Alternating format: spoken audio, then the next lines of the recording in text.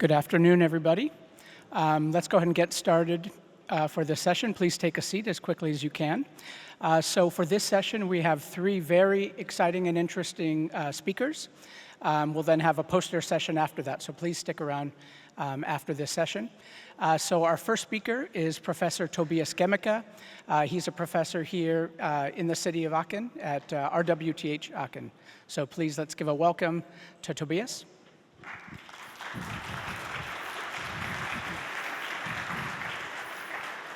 Yeah, well, good afternoon. So we all had lunch, and it's hard time to, again, concentrate. But I'm very happy that you found your way back here into the hall. I'm happy that you apparently found your way around in Aachen, because Aachen is tricky. It's all in circles, right? It's kind of recurrent, if you want, to a certain degree. And if you're first time in Aachen, sometimes you get lost, because if you think you get the straight, you go along a straight road, you'll end up at another point, but you'll return to your starting point. However, the reason I show you this slide is a different one. We are here because of, neuroscience is, well, neuromorphic computing is fascinating us. And we have neuroscientists in Jülich. However, in Aachen, we have also a very strong collection of colleagues who work in the field of AI and also in the field of hardware. And you know what? People, French people, they had a very good foresight many hundred years ago, because they gave the name AIX already at that time to Aachen, Aix-la-Chapelle. So they already put AI in there, and X, that's a little extra for the hardware, for the technology. We put that together and we call it then NeuroX. So welcome to my speech. Speech is about accelerated simulation of biological neural processing. And I have, you could say, I have my keynote here with me today. But don't worry, I won't start reading from that. I thought it's a nice example of, visualizing how large, the intelligent part of our brain is, right? But it's like we know, it's more like a cauliflower. It's not flat, right? So if you look at that, it's an A4 sheet, and actually, if you unfold the brain, we see that our neocortex, that is the part of the brain that's intelligent, is actually that large, right? So if you put that over your head, you see it doesn't fit. But it's a nice and smart origami technique if you want to put all that intelligence into our brain. So, and that thing about that, it's about 3D integration, and that's something I thought it's interesting, right? Because it's not only something that evolution in biology has kind of found out, but today it's a very hot topic also in nanoelectronics. There was just a recent call, a special topic on 3D logic and memory, so about 3D integration, and at the same time also energy efficient computing. So that's also what we want to do with computational, well, with the neuromorphic computing. Now what I want to talk about today is actually, I want to start a bit to talk about 3D integration. I want to talk about energy efficient computing, and then, that's the focus, kind of what we want to contribute to this domain is the biological neural network simulation. So let's take a look at the blueprint. So let's look at the neocortex we have in our brain. Now, one can think of, and well, I'm not a neuroscientist, but we have different areas that have different tasks. So you can split that up in, if you want, multiple smaller areas that have a certain dedicated, more or less dedicated function they operate on. So let's do a benchmarking how this kind of integrated 3D thing compares to what we can do in nanoelectronics. If we look at this blueprint, the first step to think about or look at is a simple, small pyramidal cell, so a neuron that has the size somewhere between 20 and 120 micrometer. Just not the dendrite and anything else, just the soma, right? Just the core of it. Now then we have a total of 6 layers. That makes us part of that living creatures here in nature that are, we would say, a little smarter, and that is a result of evolution, right? In nanoelectronics, we call that roadmap. We have the ITRS that spoke about more and more integration, but if you go in biology, we have evolution. We have stacked more and more layers. Maybe the way where we want to get to was not so clear at the beginning. However, in engineering, we like roadmaps. So let's keep an eye on that. So about 50 micrometer in size for a single cell, and then 6 layers to stack on top of each other. And the size I already have shown you, that is about, well, it's 2,600 square centimeter. You have a feeling, I just showed you how large that is. The other interesting part is the smart part, that's the gray matter. That's about 2.5 millimeter thick. So we have now a rough idea of the size of that biological blueprint, which is about, well, it's a soda can or something, large soda can. That's the volume you could fit all the smartness into. So let's compare that to nanoelectronics, and let's start with, I mean, we had one core. I showed you brain, different areas, different computations you do. You can have multiple cores, which started up in the early new century or millennium even we had. So the cell processor was one, maybe not the first with the multi-core architecture, but I think the one that was kind of was a demonstration of what is possible to have multiple cores on a single die. If you go nowadays, we can look at GraphCore. They went up, I mean, that's a commercial example of having more than 1,000 cores on a single die. You could say that's it. That's how far you can go. I mean, does it make any sense to go even further? But you can see that Cerebras, they came up with that wafer scale integration, have even 9,000 cores on a single die. Right? So much about how many areas or computational units you can put on a flat surface. However, the point is that our brain, if you look into that, it is volumetric, right? It has a volume. Now, we only spoke about the size. That is the Cerebras one, which is 462 square centimeter. We don't know about the thickness. So let's take a look about the thickness in nanoelectronics. Single die, we can put multiple next to each other. We saw better ways of putting multiple die next to each other, but then we can go 3D where we stack dies on top of each other. So that's what you have with your memory sticks. That's how they integrated even more bits onto the same footprint. For me, the amazing part is one layer here, one die, including the glue, is 28 micrometers.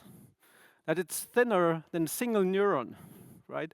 And we have here about 16 layers on top of each other. That is, if you think about integration density and active devices you can have in a volume is so much better, apparently, than what you can have in the brain. Now, apparently, we are even more modern nowadays. We place things closer together, though we have the dielets or chiplet approach. We can stack individual wafers on top of each other, no longer the wire bonding. And we can do that either for memory or for compute, have a 3.5D integration. Now, the key point to keep in mind was that 28 micrometer, but there we don't stop. If you look into technology, that is what we have done so far. We have a single layer. We are flat to a certain degree, and that is kind of a modern nanosheet device.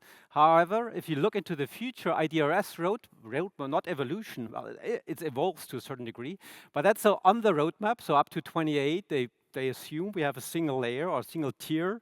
And then from there on, in the next technology generation, it's expected to have multiple tiers of the switching devices on top of each other, right?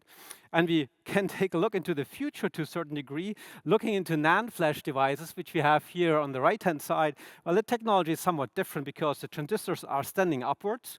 However, in that way, we already are able to put more than 200 transistors stacked on top of each other, and that in a total of something less than 50 micrometer. Right, so we have more than 200 switching devices on the height that is as large as a pyramidal cell in our brain. So that's about the density we can achieve with these kind of nanoelectronics. Now we have a size, the 50 micrometer, we have a volume, we can compare the two. At the end, it's much larger than the other, but the interesting part to me is what is the integration density. So we look into the active devices, and we can look at the neurons, neocortex, about 20 billion. We have about 10 power 4 as many synapses. We look at the number of the transistors in Cerebras, it's about 2 trillion transistors on that wafer scale integration. Now we take the volume on both sides. We see that we have about 3 power 11 devices for the brain per cubic centimeter, and we have about just a little more for nanoelectronics if you integrate that together as well. Now, why do we have such a close match here? Is because here now I took the synapses, not the neurons. Neurons would be much less, much smaller, like 3 orders of magnitude or 4 orders of magnitude. But considering the synapses here, we only get a 2.5x. However, I mean, density is one thing. The question is how close could we make intelligent processing with nanoelectronics? The other big thing everybody is talking about is power. So everyone wants to have low power, right? And then we have the brain, it's only 20 watts. You can drive a car with 20 watts. Wow, it's amazing, right? So I assume let's take about the neuron count and then divide the total power the brain has, about 4 watts, right? You can argue it's a little more, a little less, doesn't really matter that much, because on the other side we have 23 kilowatts. Right, so this little wafer you have there, it's packed in a small fridge to cool all the heat it has, right? And you deliver that, power at 1 volts. So you have, it's amazing, 23,000 amps going into the wafer, right? Think of that. That's really like high voltage technology or high power technology. Now the question again comes then, this is already a major kind of 10 power of 4 difference between the two domains. The question then is, if you think about power density, we have here a much larger volume. So if you then even take that for the size that we consider, we see that suddenly we have 1,000,000 times higher power density if you would use Cerberus and stack it all on top of each other. So I don't want to discuss cooling of this thing. I want to talk about how efficient we are in the computations. And now this is frequently taken as an example to say how bad we are. And people who do that, this is another example coming on the next slide. Is that really bad? Is this kind of slide we can look at? We have power density shown over the clock frequency. This is the brain running about at 10 hertz. And then we see that more modern processors go away from the brain, wrong direction. However, let's take a look at that and quick course in electrical engineering. Well, we know, let's scale up the brain, put it on steroids, 4 orders of magnitude faster. Just think of, we could run it 4 times of order of magnitude faster. We know from electrical engineering, power is proportional to frequency, dynamic power at least. So we scale up the power density also by 4 orders of magnitude, we land here. So that is far worse than what we do with today's nanoelectronics. It's a different slope. So what you have to keep in mind is the progress we see here. Yes, the power density goes up, but energy efficiency improves. Now, having a 10 hertz frequency of the brain, that's really of solving a task. The frequency taken here is more the clock speed of the processor. So if we say that a step of processing in the brain is about 1 millisecond, we have a clock frequency of 1 kilohertz. So that would be then again a line here of same energy efficiency, but again, you see you don't hit anything that is done in nanoelectronics. Now, if you apply that again to this example, we have 1 millisecond of computing time per computing step in the brain. We have 1 nanosecond in nanoelectronics. It's again a factor of 1 million, so we are break even, same energy efficiency if you take this simple example. Right, you would reduce the speed, same heat generated per volume, brain or our nanoelectronics. Now, the question certainly is that, can you compare that? So what can you compute with 1 transistor? What can you compute with 1 synapse? We had extremely interesting talks today and yesterday talking about how we can compute or what could be computed on those devices. So neuromorphic computing is a lot about new devices, and I have many friends and colleagues who tell me, all we need is this kind of little device, a memristor, right? And it can do all. It can compute like the brain, right? And I say, well, I don't know. But the core idea is not bad, right?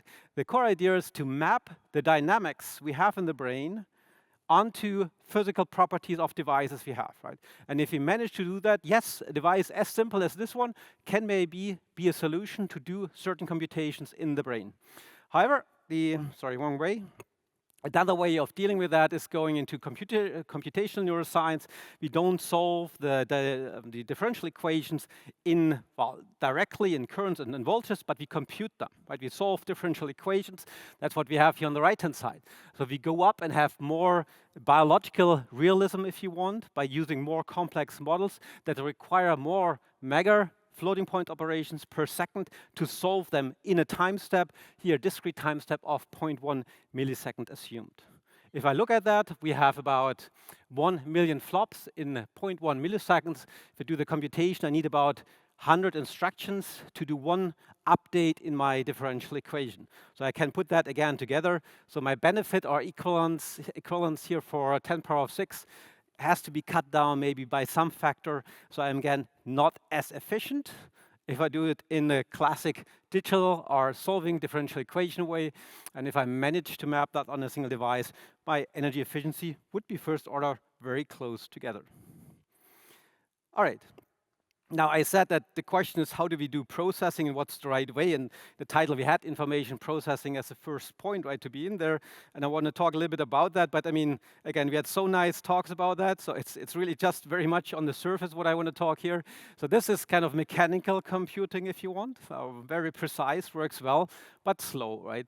So then there's other ways, the classic digital way. And I like the work of Herbert Jäger a lot of, because he kind of really thinks out of the box. I mean, he says, well, at digital, okay, that is old school. Neuromorphic is the current hype, but he even wants to look into the future and says, well, what are other unconventional ways of doing computations to be even more efficient, right? Whatever that means.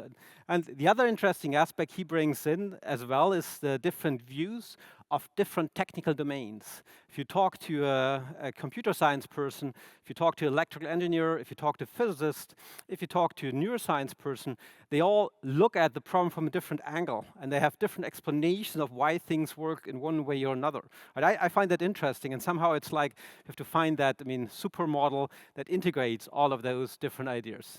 However, as of now, and that's what I understand when I talk to people, is we don't really know. But I mean, it's a little bit like this blind man and the elephant. We all touch that thing on different parts, and we see something that looks like a column or like a fan, but actually it's the ear of the elephant. So we don't know really what we see. And the other example here is that book, The Master Algorithm, I also liked because it describes exactly this view from different domains of trying to find the best solution, right? And everybody has a part of the solution, but putting it all together, we are not there yet, although the author says he has the solution. But I mean, let's see, right? I think we are still progressing there in this direction. Now, what do we want to do if we look at the human? Well, we observe something, we have a good or a bad memory, we analyze that, we communicate that with a better or less so good quality, and then we do something with that, we create something, or I mean, have a presentation and talk about it. If you now think about edge devices, right, one can, same as a human would do, but we do it more in a technical way. We are observed all over the world with cameras, with our audio is captured, right? We say light on, light off, it all happens for us magically. We are traced if you go to the internet. This is all stored and somewhere in the cloud, never forgotten. We analyze that, we communicate that wirelessly over long distances. And then also, I mean, AI today is seemingly also doing creative things, right? And we want to have all of this, and we don't want to pay the bill in energy. Question is, how do we get there? So the question of how to get there, and I mean, again, I'm not a neuroscientist. I just to add a little bit to this big puzzle, trying to help to solve this question. The few things I understand is that, I mean, the brain is sparse in time and space. Right, we saw that really low power or energy efficiency. One part is the lower frequency in terms of power. Energy efficiency, we just had the very nice talk before lunch. It's all about doing computations in a smart way. However, and that's I didn't hear so much about so far, is about noise. Was a remark here and there that it's required sometimes, but it's noisy for sure in the brain. It's not reliable. It's robust, but not reliable, and having a spike, specifically spiking at a specific time, a moment in time. And it is certainly very well connected. That's just amazing if you take a picture of, I mean, how this all wired up, how dense it is wired up. There's no empty space in the brain, right? It's all full, either neurons or connections between them. Well, a couple of blood vessels as well. Now let's look through those three items I want to have a quick discussion on. The first is the sparsity in time and space. We have seen this example, EPROP nicely being able to train a spiking neural network. We have, again, the DVS gesture showing an applause, and the network, after being trained with that local update mechanism, is capable of detecting this applause, right? Wonderful. However, if I look at that spike train, it doesn't look very sparse. It works, right? But it's similar like artificial neural network. They have so much activity, they don't really know why, right? But they have this really high activity and doesn't make too much sense. All right, so the question is what is happening, and what we do if we train it just with good mathematically sound methods is, yeah, we get something that works. But it probably doesn't really work the way the brain does operate, right? Because the brain is sparse. Now, if we look at what we have in such a network, we have inhibitory and excitatory neurons. Right? Excitatory, they like to emit new spikes and trigger new spikes at following postsynaptic neurons. And then we have the inhibitory ones that kind of damp down, that we don't have too much activity, or we can be more selective. Right, so what we would love to see would be something more like this, which presumably also happens in the brain, where you have a trace here, the blue one, that is kind of excitation, it's activity. But then once that activity was there, you have signaled, you have, presented your information, there's no reason to keep chattering on, right? It's better to shut up again because you're done kind of thing. Now, what you want, if it's balanced, you kind of have this red curve of inhibitory signals coming into that neuron, and then again, it shuts down. You have a better, a balanced and lower activity network. And that's what you can actually do. You can use EPROB and you add some additional mechanism to make it balanced, and what you reach at the end is then a nice and sparse activity for this neuron. It's wonderful, right? And that's much more like in the brain. Now, the question that still comes, if you look into that, well, where's applause standing here, right? It's hard to read, and there's Morse code or something. What does applause say here? So the question is, how do we signal then our message that we want to convey to the other side? And one can look at different ways. We had heard a couple of different ideas, the time to first spike. We had kind of the sequence aspect, just the talk before lunch, the rank ordering coding. So that's one way. You look at which spike came at what time, and you can look at latency coding and many other things that look specifically at the timing of when spikes happen.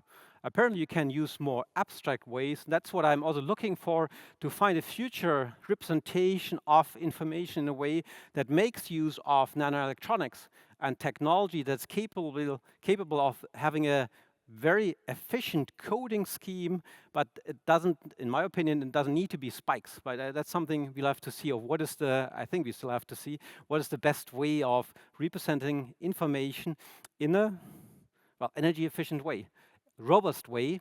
And the other part, if I look at that, it looks really noisy. And that's another part that triggers a bit my mind. If you say, I have a sequence ordering and the one neuron is really spiking, if I have exactly this sequence, well, what happens if this is noisy? So I might miss a spike here and there. I have another spike there, or the timing might be a little bit different.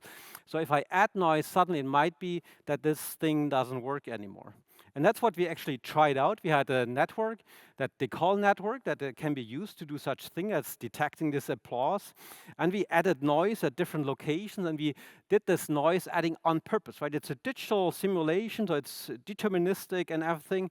However, we want to then have a very controlled way of adding our noise, right? And we took noise sources that might happen in biology. So we lose a spike, right? We have extra spikes, or that are technical ones. Like if you have a spiking camera, you might have a hot pixel sending spikes all the time, or it's called never sending a spike. Right? So we looked at technical or biological reasons for having noise in such a system. And what happens, the more noise we add, and we have here only the example of thermal noises, that the more noise we add, the poorer the quality is, right? So it seems it doesn't work, right? It breaks down if you add noise. But that is something, to a certain degree, that is known. However, still it's interesting to see why this even spiking network suffers in a similar way as artificial neural networks. We have here the noiseless training on that network, and then we have a noiseless inference, and we use as a metric here the spiking activation maps that tells us something about the distance between the spikes. What you can see is that we have some higher value coming out with that metric here on the right-hand side, right? So it's kind of localized. The main activity is localized to a certain area of the map of our output neurons. Now, if you do two experiments, the first one is what is shown on the previous slide. We have noiseless training. We add noisy inference, and we see that kind of, well, during inference, there's a lot of things happening because the network is not used to noise, and whatever goes in there adds additional activity. So our, performance here, our accuracy largely drops. Now, one could do the step, and that is, we know that from artificial neural networks, if you have noise during the inference, we should train with noise, right? So we said, let's do that. Let's train with noise and then look at the results. So we trained with noise. We had, well, it converged, or we were happy with the convergence. We tested. Noiseless inference, again, didn't work that well. Again, we suffered. We have much less accuracy than the original case. So also in this case, it looked really bad. Now, what we then did is said, well, okay, let's add noise back in, right? We train with noise, let's add the noise back in. And what we now see is we could regain our quality. We are almost as good as without noise completely if we do train with noise and have noise in the interference. inference, sorry. Now, if you look again the SAM map, what one can see, it's not maybe as quiet as we have it on this side here, but we can again see that there's maybe a little higher or more points that are lighted up on the right-hand side. So what we see is, again, it seems to be refocused by having the noise added. Without the noise, it doesn't work. I personally, I'm third time, I'm not a neuroscientist, but I find it interesting. If you put a person into a box with no stimulus from the outside, people get crazy, right? You can kill babies by not having interaction with the baby. If you don't have any stimulus, human minds die off, right? So we need kind of some stimulus from the outside to be good to work well, right? And that's, I think it's very interesting. We then did a comparison after this one that comes to comparison. So this is just the different levels of noise we added. We tried it out for the different sources and figured out how much can we add to not reduce our accuracy by too much. And then at the end, the one result I showed you already, now it's for quantization here, a 3-bit n MNIST, the example we heard already, n MNIST is the spiking MNIST example. We can get up to 98.6% accuracy, again, 3-bit implementation. However, it's still worse than binary artificial neural network, so that's still some work to do. Right, we also have a binary neural network working that goes up above 99%, right? It's just bits signaling, right? And you could map that on the spiking network, just one-to-one mapping. It's kind of boring. You can do that mathematically. It's no problem. You get better accuracy than spending a lot of effort in building a beautiful spiking neural network. So yeah, I'm still hoping for the day. Maybe MNIST is the wrong example, right? But I'm still hoping for the day that we have more, and we have some, but then we have really more kind of spiking examples that work nicely. But the point I just wanted to make before is this, noise you need that the thing works. The interesting part was it's not good to just add any noise. So what we observed in this example, at least, is that if we now look at the noise we add, again, this is thermal noise example, and we have then in training added certain sigma, right, describing the noise source, we see that we can come back to that high level of accuracy, but only if you apply the same noise as we use during training.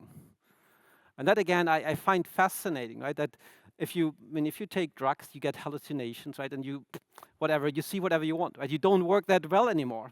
If you deprive people of activity, they also don't work that good anymore.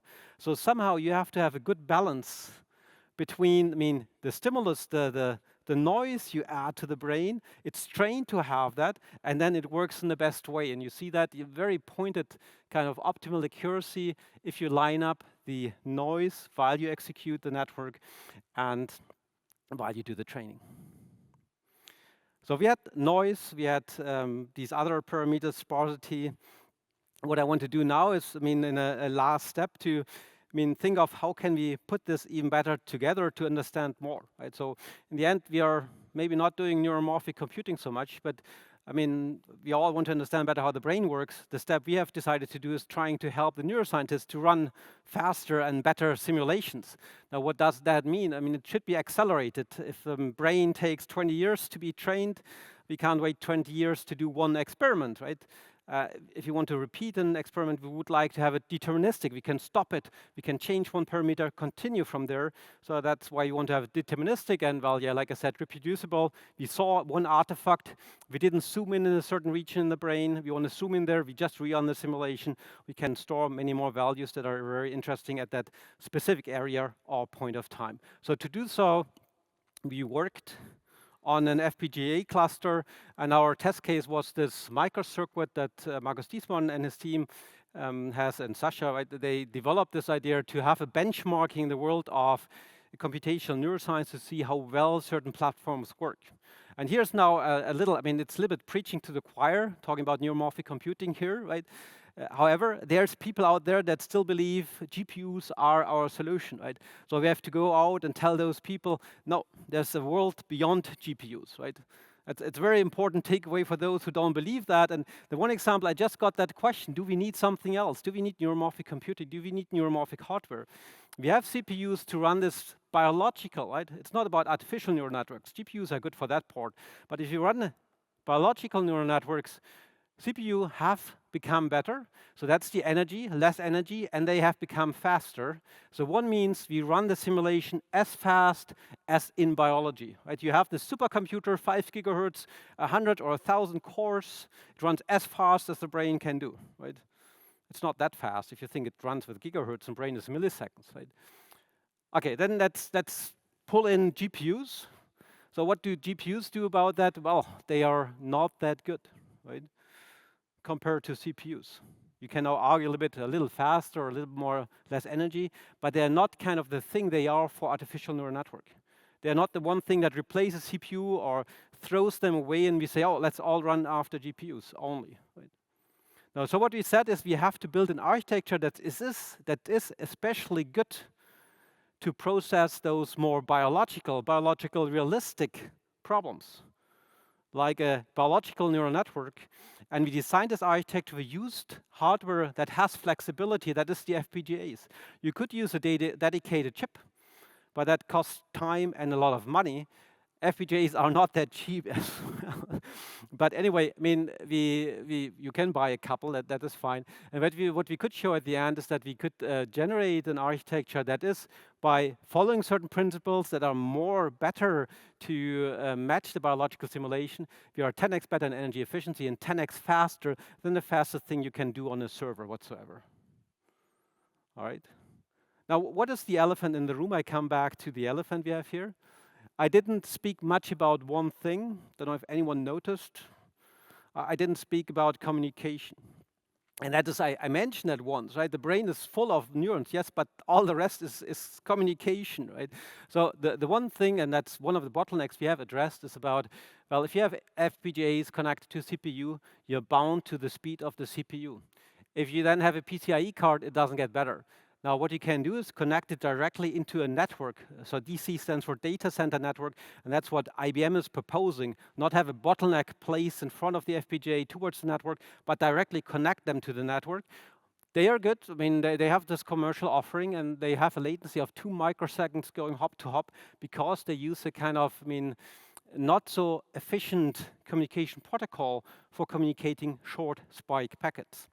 So we came up with our NeurX. We have, although not a too good latency, is 1 microsecond. We anyway managed to get to this high acceleration factor. There were people before us, Blue Hive. They suggested to have a custom protocol. They brought it down to 200 nanoseconds, and now we are working on a second generation of our NeurX cluster with a similar protocol. Well, similar idea of customizing it, very intent to get 100 nanosecond latency, and then we hope to get to 73 acceleration faster than biological real time, and hope then that we can provide a solution to computational neuroscientists that they can run nice, interesting, and accelerated simulations. With that, I'd like to come to close my presentation today. I wanted to talk about different things. One aspect is the accelerated simulation of biological neural network. I think that if you want to go for a chip in the future, high temperature technologies, our nanoelectronics looks very promising in terms of integration, density. 3D integration is a very hot topic. Scientific results, like we see in the conference, are also very promising. We gain knowledge, we see things that work. So neuromorphic computing has then one problem if you talk to certain people, because GPUs are called neuromorphic. They ask, what still do you want to do? Right, and that's something we have to make sure to tell the story properly, that neuromorphic comes in gradual changes, computing near memory everybody is doing today, right? But it's not doing a big breakthrough like we hope for it. So we have all the disruptive steps coming more and more. And we have to keep telling that story. Neuromorphic computing is about disruptive steps as well. The major challenge to me is still to understand of how to do meaningful operations, right? To gain the most knowledge by each processing step, like I think the brain is doing already. With that, I would like to thank my team for preparing the slides, preparing all the input and results. And yeah, I want to thank you as well for listening.